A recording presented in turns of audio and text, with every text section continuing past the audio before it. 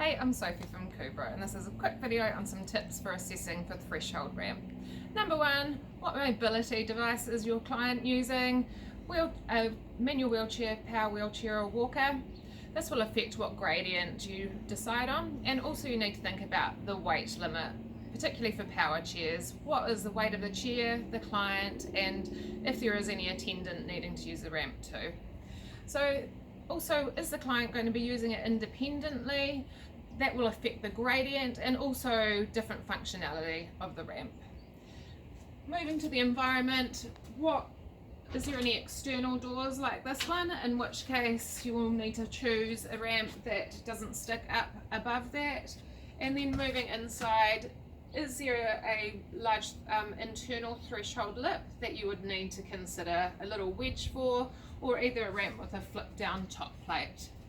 So also your client may want something that's portable to use elsewhere in the community, so that could be considered. And finally, what surface is it going on?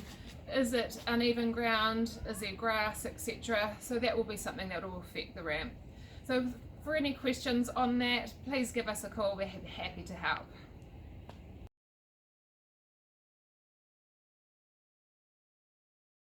Hey, I'm Sophie from Cubro, and this is a quick video on measuring for a rubber threshold ramp. First thing you need to do is take the height of the ramp. So take your trusty Cubro tape measure across the width of the door, and this is to make sure it is even across the whole thing, because if you've got an external door like this one, it needs to be able to close. If it's not as easy as this door and you do have a curve or skirting, etc., and you're not able to take a straight measurement, you can take a phone or a book or something and put this there and then take your measurement. You can actually download a level app on your phone, and that can be really helpful to make sure you get an accurate measurement. So once you've worked that out, then you need to think about the gradient and whether or not a 1 in 10 gradient is going to suffice, which is what our standard ramps are, which range from 10 mils to 150 mils. So if you need a longer gradient than that, then we can look at doing a custom option. And obviously if you do need any cutouts at the back here because of the skirting and curves, then that can be done as a custom option as well.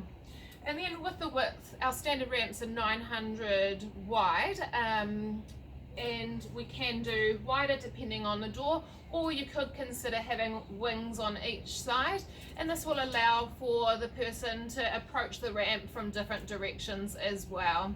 We also do custom options with a tapered side, and that can just help if there are other people around using the ramp to make sure there's no sheer drop-offs, and that's for safety.